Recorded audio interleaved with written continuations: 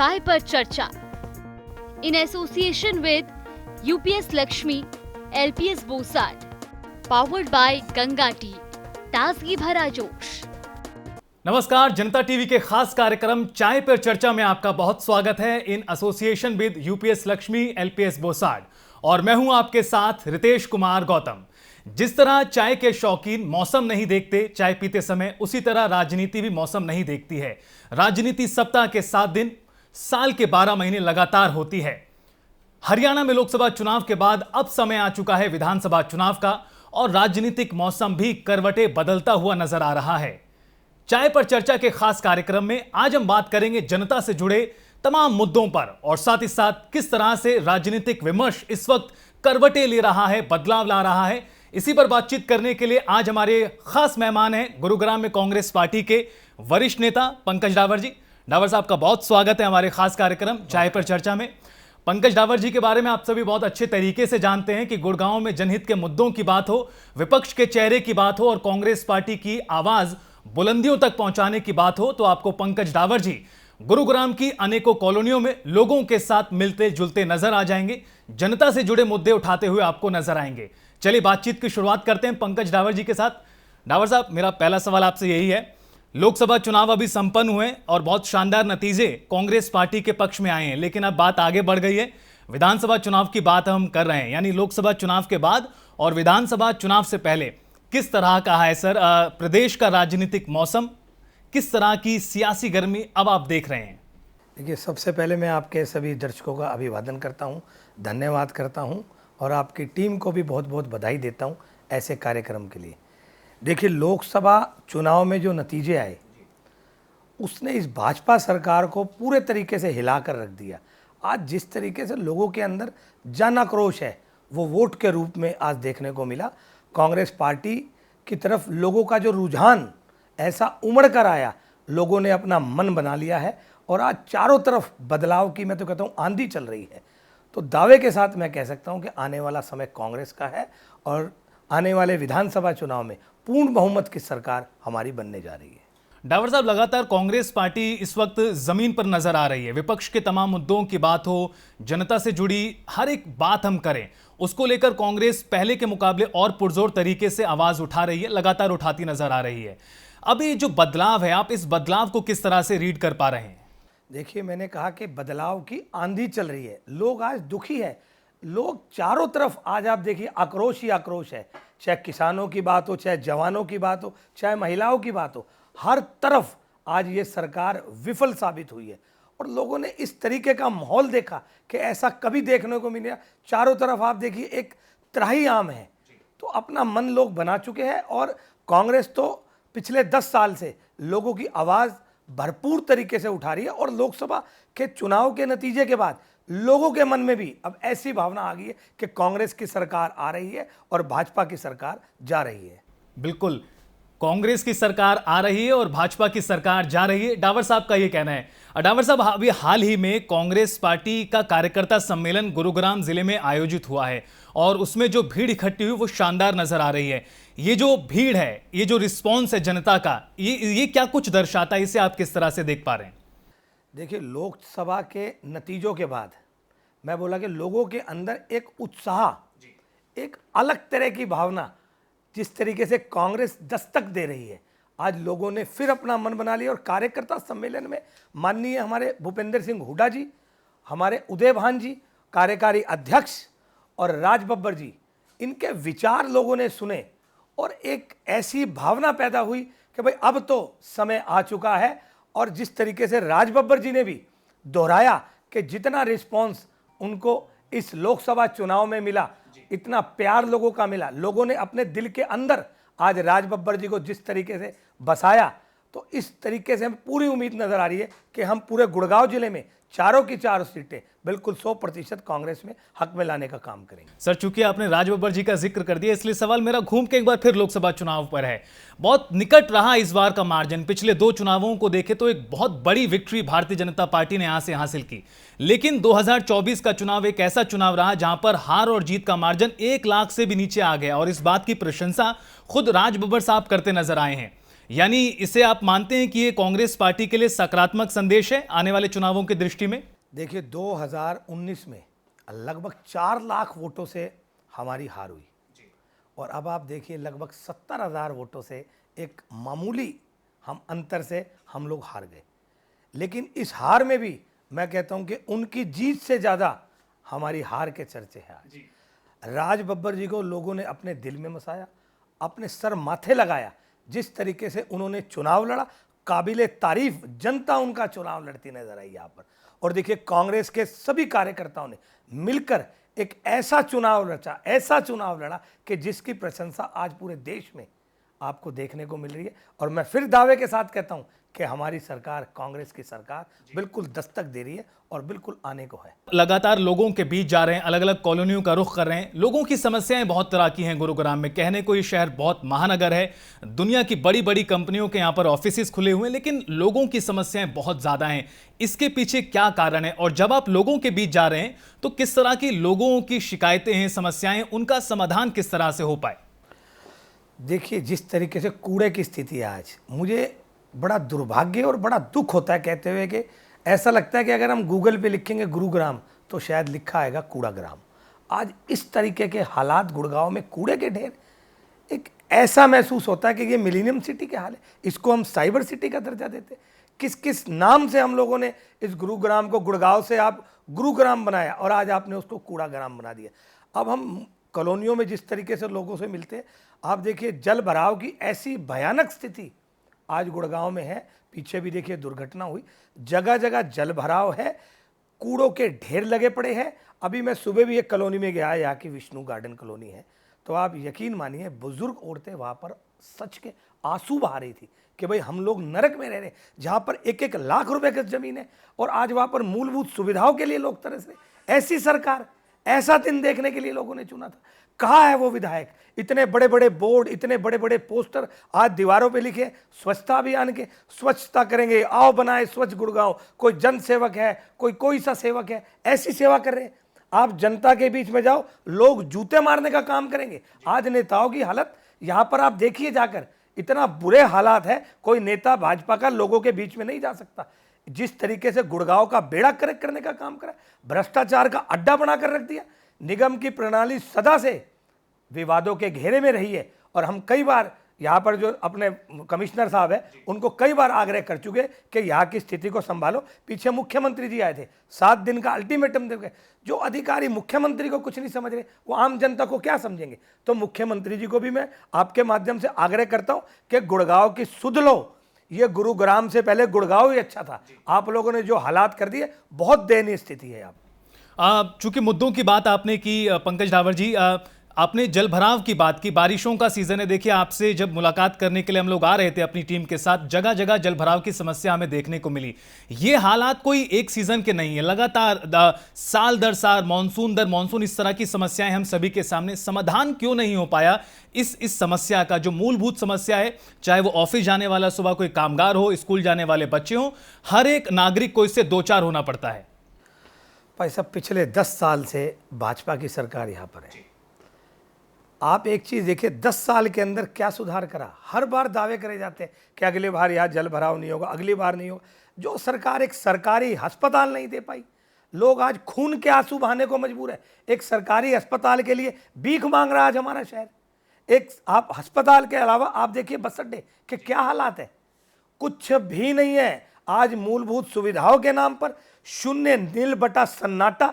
ऐसी निकम्मी सरकार, ऐसी भ्रष्टाचारी सरकार आज तक के इतिहास में नहीं हुई जैसा इन्होंने गुड़गांव का हाल करा है।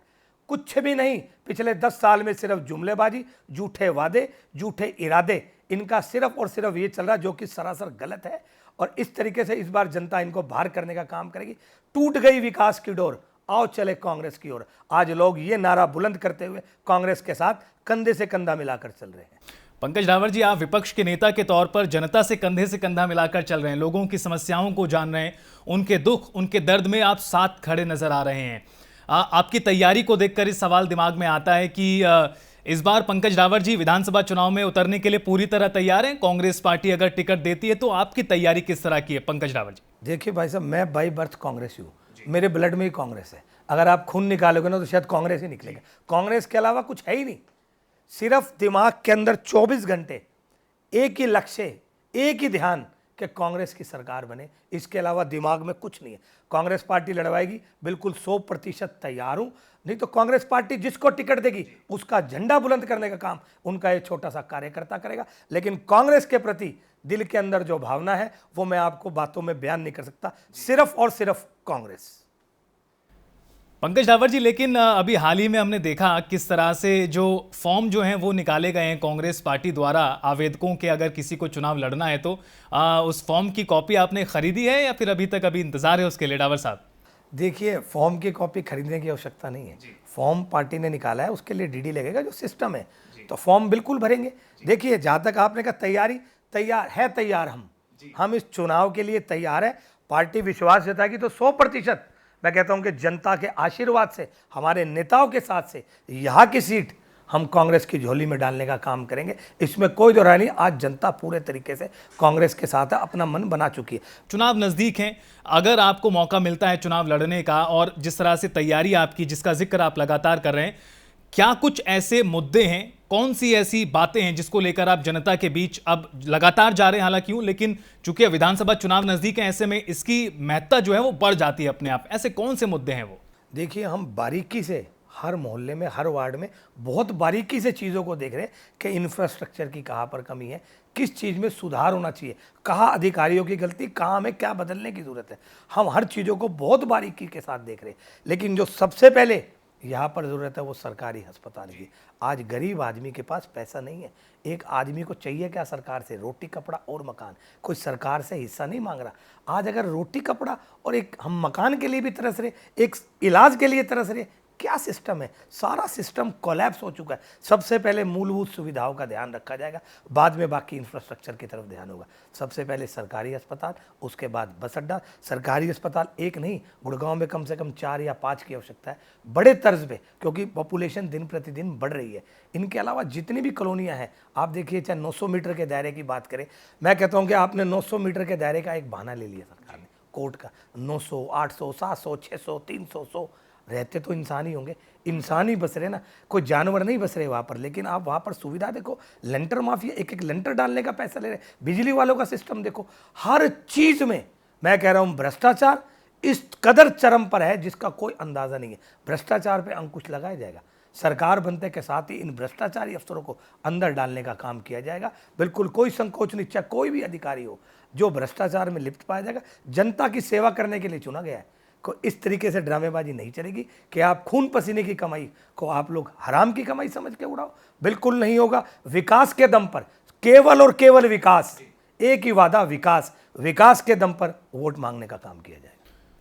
पंकज डावर जी, आपने कहा इन तमाम चीज़ों को लेकर गुरुग्राम जिले की विधानसभा सीटों की बात करें, अधिकांश जो विधायक हैं वो सत्ता पक्ष बीजेपी के हैं, सांसद महोदय यहाँ बीजेपी के हैं, जो केंद्र में मंत्री भी हैं, लेकिन इतनी ज्यादा पावर होने के बावजूद जो मूलभूत समस्याएं हैं उसका समाधान नहीं हो पाया। ये इस सवाल पर आपकी टिप्पणी क्या कुछ है? 56% राजस्व अकेला गुड़गांव देता पूरे हरियाणा का।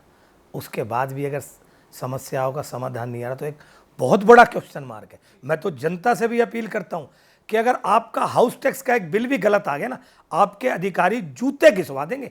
अगर आपका बिल भी ठीक हो जाए, बिजली का बिल अगर गलत आ गया, मैं कह रहा हूं उसके लिए भी आपके जूते घिसवा देंगे। चारों तरफ भ्रष्टाचार का बोलबाला है। एक ऐसा ताना बाना बुन गया, ऐसा ताना बाना बुन गया, चाहे कूड़े को लेकर हो, चाहे आप किसी भी चीज़ को लो, कोई ऐसा सरकारी महकमा ऐसा नहीं है जो भ्रष्टाचार से अछूता हो। सबके अंदर भ्रष्टाचारी है, सबके अंदर। लोगों का काम बिल्कुल नहीं हो रहा। और हमारे सांसद महोदय देखिए सम्मानित व्यक्ति है, क्योंकि ये कई बार के सांसद रह चुके हैं। मैं उनसे भी आग्रह करता हूं कि अधिकारी आपकी भी नहीं मानते, यहाँ के मुख्यमंत्री की नहीं मानते तो आपकी क्या मानेंगे। इन पे जब तक आप लोगों की लगाम नहीं होगी, गुड़गांव का बेड़ा गर्क होता रहेगा। लेकिन अब 2 महीने या 2.5 महीने का समय रह गया। कांग्रेस की सरकार आने के बाद सबसे पहले इन अधिकारियों पर नकेल कसने का काम होगा। सर, सरकार की आपने बात की, चूंकि अभी हाल ही में लोकसभा के चुनाव संपन्न हुए और उसमें अगर कुछ चीज़ों की चर्चा बहुत ज़्यादा हुई है तो उसमें कांग्रेस पार्टी के मैनिफेस्टो की चर्चा बहुत हुई है। और जिस तरह की जानकारी हमारी भी है कि हरियाणा में विधानसभा चुनाव के दृष्टिगत कांग्रेस पार्टी अपने मैनिफेस्टो को लेकर लगातार काम कर रही है। मैनिफेस्टो के वो क्या प्रमुख मुद्दे रहने वाले हैं जो इस बार कांग्रेस पार्टी जनता के बीच रखने जा रही है? देखिए, बुढ़ापा पेंशन को हो, चाहे महिलाओं के सशक्तिकरण के लिए हो, चाहे किसानों की बात हो, चाहे ओपीएस की बात हो, चाहे आप किसी भी फील्ड के देखिए, चाहे व्यापारियों की बात हो, हमारे मैनिफेस्टो में हर चीज़ का भली भांति ध्यान रखा गया है। कोई भी ऐसी चीज़ नहीं जो जनता के हित की ना हो। जनता के साथ मिलकर जनता के मुद्दों के लिए मैनिफेस्टो बनाया गया जो बहुत ही बेहतरीन है। उसकी चर्चा आप देखिए इस चुनाव में भी आपको देखने को मिली। लोगों ने जो मैनिफेस्टो पे विश्वास जताया, राहुल गांधी जी पे विश्वास गया, खड़गे जी पे विश्वास जताया, सोनिया गांधी जी पे विश्वास जताया, प्रियंका गांधी जी पे विश्वास जताया, आज उसके लिए आपको दिख रहा है आज विपक्ष के सबसे बड़े नेता राहुल गांधी जी है। आने वाले समय के प्रधानमंत्री भी हमारे माननीय राहुल गांधी जी। डावर साहब, एक बहुत बड़ा ऐलान आप कर रहे हैं यहाँ पर कि आने वाले समय के प्रधानमंत्री राहुल गांधी होंगे। बिल्कुल होंगे जी। ये मैं नहीं कर रहा, पूरा देश चाहता है, पूरे देश का जन जन चाहता है। जन जन की आवाज़ राहुल गांधी आज हमारे है। ऐसा बिल्कुल नहीं ये कि मैं कह रहा हूँ, मैं तो उनका एक छोटा सा कार्य करता हूँ। आज देश के करोड़ों लोग के मन में आज राहुल गांधी जी है। बिल्कुल। डावर साहब, एक बार फिर बातचीत को आगे बढ़ाते हैं, गुरुग्राम को लेकर और थोड़ी सी बात करते हैं। गुरुग्राम में जो प्रमुख मुद्दे सामने आते हैं उसमें सीवरेज की समस्या है, गंदगी का ढेर है, अस्पताल का जिक्र आपने किया, लेकिन यहाँ पर बहुत बड़ी आबादी उन राज्यों से आने वाली है जो हरियाणा के नहीं है, जो बाहर से आके लोग यहाँ पर रहते हैं। उन लोगों के मुद्दों को जनप्रतिनिधि के तौर पर उठाया नहीं जाता जितना उठाया जाना चाहिए। उन लोगों की समस्याओं का समाधान आप किस तरह से करेंगे? फिलहाल अभी आप विपक्ष में, लेकिन आने वाले वक्त में अगर आप लड़ते हैं चुनाव और जिस तरह की तैयारी है, क्या कुछ आपके दिमाग में है इन तमाम लोगों के लिए? देखिए, आज गुड़गांव जिस तरह विकास किया और जिस तरह आज गुड़गांव का इंफ्रास्ट्रक्चर भी है, उसमें सबसे ज़्यादा भूमिका अगर किसी की है तो पूर्वांचल समाज की है, जिन्होंने उस गुड़गांव को बनाने में एक बहुत बेहतरीन भूमिका निभाई है। लेकिन मैं बड़े अफसोस के साथ कहता हूँ कि आज उनकी भी अनदेखी इस सरकार ने करी है। बहुत जल्द यहाँ पे बोर्ड का भी गठन होगा और पूर्वांचल समाज के अलावा 36 बिरादरी को साथ लेकर हमारी सरकार काम करने जा रही है। और बिल्कुल आपकी बात ठीक है, इन लोगों के साथ बैठकर इनका मैनिफेस्टो में भी डाला जाएगा, इनकी जो जो प्रमुख मांगे हैं उसको भी मानने का काम किया जाएगा। मैं आपके चैनल के माध्यम से कहता हूँ, ऐसा एक भी काम नहीं होगा जो इनके खिलाफ हो। चाहे आप पूर्वांचल भवन की बात है, वो भी कांग्रेस की देन है। इस सरकार ने एक भी ऐसा काम अगर करा हो, चाहे घाट बनवाने की बात हो, कोई भी काम इस समाज के प्रति नहीं करा। पूर्वांचल समाज के लिए मैं खास कर कह रहा हूँ, अगर इनके लिए कोई कटिबद्ध है तो केवल और केवल कांग्रेस पार्टी है। डावर साहब, आपकी रणनीति क्या है, पॉलिटिक्स क्या है इस पूरे वर्तमान के सिनेरियो को लेकर? देखिए, मैं अपना आइडल मानता हूँ राहुल गांधी जी को। राहुल गांधी ने जिस तरह भारत जोड़ो यात्रा करी, उन्होंने इतने ज़बरदस्त तरीके से प्रभावित लोग हुए और मैं भी स्वयं प्रभावित हुआ। उन्हीं की तर्ज पे आज लोगों के बीच में जा रहे, लोगों से मिल रहे हैं। एक छोटे बड़े का भेदभाव जो मिटाने का काम राहुल गांधी जी ने किया और हरियाणा में उसी तर्ज पर माननीय हमारे सांसद दीपेंद्र सिंह हुड्डा जी ने किया। जिस तरीके से आज दीपेंद्र हुड्डा जी लोगों के बीच में जा रहे हैं, 36 बिरादरी में जा रहे हैं, एक ऐसे नेता के रूप में उभरे हैं जिनका कोई सानी नहीं है। आज हरियाणा का भविष्य चौधरी दीपेंद्र सिंह हुड्डा जी हैं। आप देखिए, वो भी मेरे मेंटर हैं। मैं उनको अपना एक तरह से भाई भी मानता हूँ, अपना गुरु भी मानता हूँ। जिस तरीके से उनकी मैं कार्यशैली देखता हूँ, उनसे मैं प्रभावित होकर कुछ गुण मैं राहुल गांधी जी के और इनके अपने अंदर लेना चाहता हूँ। और जिस तरीके से यहाँ पर राज बब्बर जी ने काम किया, काबिले तारीफ। लोगों के दिल जीत कैसे जीते जाते, ये किसी ने अगर देखना है तो वो आप राज बब्बर जी से देखें। अगर किसी ने देखना है कि कैसे किसी परिवार का सदस्य बना जाता है तो आप राज बब्बर जी से सीखिए। इस तरीके के नेताओं के बीच में मैं रहा हूँ, मैं अपने आप को सौभाग्यशाली समझता हूँ। और आप नेता ना कह के, मैं तो एक सेवक के रूप में, देखिए, सिर्फ और सिर्फ सेवा करने का काम और सिर्फ कांग्रेस पार्टी दिमाग में, दिल में, दिमाग में सिर्फ कांग्रेस, इसके अलावा कुछ नहीं। पार्टी कहीं भी झोंक दे, कहीं भी ड्यूटी लगा दे, कुछ भी करवा ले, 100% पार्टी के लिए समर्पित रहूँ। डावर साहब, विपक्ष के नेता के तौर पर आप अपनी भूमिका को कैसे देखते हैं? चूंकि ये लगातार सत्ता पक्ष बीते कुछ वर्षों में कहता नजर आया कि विपक्ष जनता के मुद्दे नहीं उठाता, विपक्ष को जो बात रखनी चाहिए वो नहीं रखता, लेकिन आप अपनी भूमिका को किस तरह से देखते हैं? चूंकि लगातार आप लोगों के बीच में हैं, लोगों की समस्याओं को सामने उठाने का काम कर रहे हैं, हर एक प्रॉब्लम को आप जो एक तरह से कहा जाए केंद्र में लाकर रख देते हैं जो जनता की है, अपनी भूमिका को आप किस तरह से देख पाते हैं? देखिए, जनता के मुद्दे उठाना ये हमारा नैतिक धर्म है। विपक्ष के नेता है तो विपक्ष के नेताओं की भूमिका, हमारे सभी नेता, खाली अकेला मैं नहीं, गुड़गांव के सभी नेता आज कांग्रेस के विपक्ष की भूमिका के रूप में काम कर रहे हैं। आप किसी भी नेता को देखिए, चारों तरफ आज शहर के अंदर चाहे कोई भी मुद्दा हो, सारे नेता मिलकर उसको उठाते हैं। और देखिए, हमारा धर्म तो है ही है, अगर हम लोगों के साथ जुड़ेंगे, लोगों के मुद्दे नहीं उठाएंगे तो किस काम का विपक्ष। डावर साहब, बातचीत को हम अगले फेज की तरफ बढ़ाते हैं आगे। जिस तरह से अब माहौल बदल रहा है, जिस चीज़ का जिक्र आपने किया कि काफ़ी अब क्रूशियल टाइम सामने आ रहा है विधानसभा चुनावों के मद्देनज़र, लोकसभा चुनाव के नतीजे हैं, विधानसभा चुनाव की उम्मीदें हैं। इस बीच में कांग्रेस के नेतृत्व की ओर से बड़े बड़े नेता हरियाणा में दस्तक कब देंगे? जिस तरह से राहुल गांधी की एक छवि अब हाल के वर्षों में बनी है, उन्होंने भारत जोड़ो यात्रा की, फिर न्याय यात्रा निकाली। आपकी डिमांड रहेगी एक कार्यकर्ता के तौर पर, नेता के तौर पर, कि राहुल गांधी एक छोटी सी यात्रा हरियाणा में भी निकाल दें? देखिए, बिल्कुल रहेगी। और आपने कहा कि बड़े बड़े नेता नहीं आ रहे, अभी 3 दिन पहले ही कार्यकर्ता सम्मेलन में माननीय हुड्डा साहब, उदय भान जी, राज बब्बर जी, बड़े बड़े नेता सारे ही आ रहे। आज हर कांग्रेस का बड़ा नेता गुड़गांव में आता है, पूरे हरियाणा के दौरे में रहता है। और हम तो बिल्कुल कहेंगे कि जी ऐसी कोई यात्रा दीपेंद्र जी भी निकाले, ऐसी यात्रा राहुल गांधी जी भी हरियाणा में आए। ये बड़े सौभाग्यशाली होंगे अगर इस तरीके की यात्रा कोई हरियाणा में आती है, गुड़गांव में अगर आती है तो सबसे ज़ोरदार स्वागत हरियाणा में कहीं होगा तो वो गुड़गांव में होगा। और बहुत सौभाग्यशाली होंगे। आपके चैनल के माध्यम से मैं राहुल जी से भी विनम्र निवेदन करता हूँ और दीपेंद्र जी से भी मैं निवेदन करता हूँ कि ऐसी कोई यात्रा आप हरियाणा में ज़रूर निकालें। डावर साहब, अब चूंकि समय कम है विधानसभा चुनावों की दृष्टि से, आप लगातार जनता के बीच में बने हुए हैं, जिस तरह से आप तमाम बातचीत रख रहे हैं, आपका दिन भर का रूटीन अगर हम जानें, किस तरह से रहता है जनता के बीच? देखिए, सुबह लगभग 7 बजे हम लोग रोज़ाना किसी ना किसी वार्ड में या मोहल्ले में जाते हैं जहाँ हमें लोग बुलाते हैं। समस्या है, क्योंकि आज मुंह फाड़े खड़ी है, चारों तरफ समस्याओं का अंबार है। वहाँ पर जाकर हम उनकी समस्या को सुनते हैं, उनके क्षेत्र का दौरा करते हैं और वहीं से मैं अधिकारियों को फ़ोन भी करता हूँ और उनसे रिक्वेस्ट करता हूँ कि भाई आप लोग इनकी सुध लो। और पूरा प्रयास करते हैं कि ऐसा नहीं है कि देखिए कि सारे अधिकारी एक जैसे होते हैं, अधिकारी अच्छे भी हैं और कई अधिकारियों ने पीछे अभी जैसे कुछ समस्या थी तो उसका समाधान भी तुरंत कराया। तो मैं उन अधिकारियों का भी धन्यवाद करता हूं और आगे उम्मीद भी रखता हूं कि आप लोग आगे भी विपक्ष की आवाज़ को सुनेंगे और जनता की समस्याओं का आप समाधान करेंगे। उसके बाद लगभग 9:30-10 बजे तक हम वहाँ से निकलते हैं। उसके बाद लगभग 11 साढ़े 11 बजे हम लोग अपने कार्यकर्ताओं की मीटिंग रखते हैं, जो हमारी एक टीम है कोर, कि अगले दिन की भी क्या प्लानिंग है। शाम को हमारे प्रोग्राम होते हैं 3-4 जगह, जैसे कुछ चाय का प्रोग्राम है या लोगों से ज़्यादा मिलने का।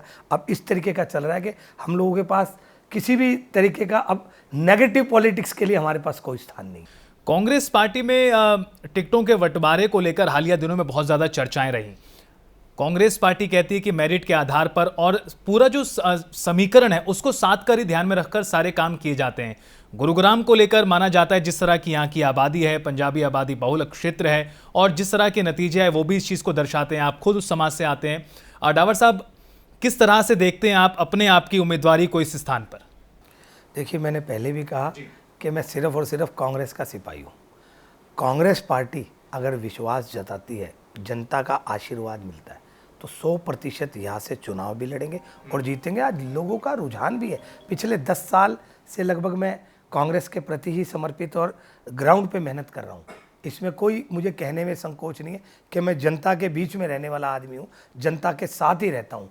और पार्टी अगर मौका देती है तो बिल्कुल 100% चुनाव लड़ेंगे और जीत का परचम लहराने का। डावर साहब, बातचीत को हम अपने लास्ट फेज की तरफ बढ़ा रहे हैं और उससे पहले मेरे 2-3 सवाल और छोटे छोटे से हैं।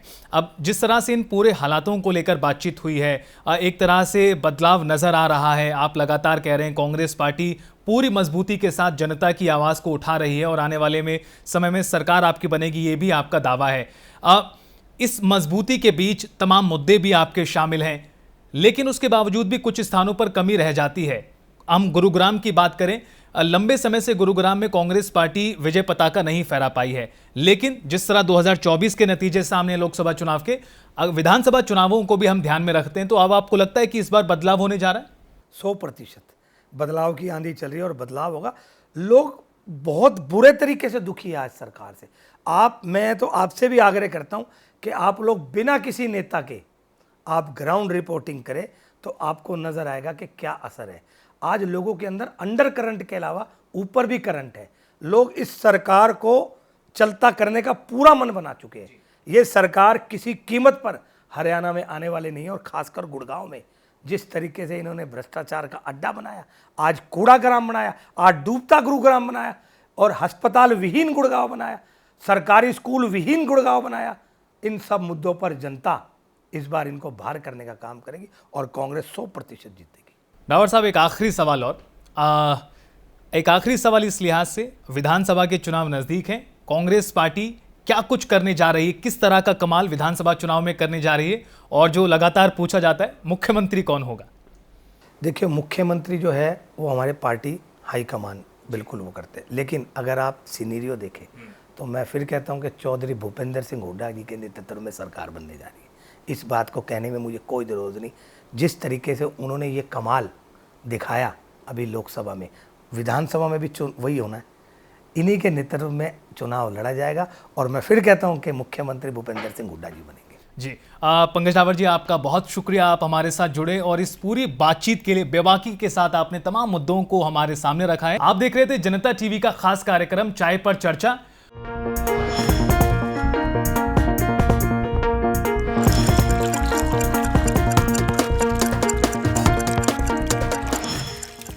चाय पर चर्चा in association with UPS Lakshmi, LPS Bosad, powered by Ganga tea, ताजगी भरा जोश।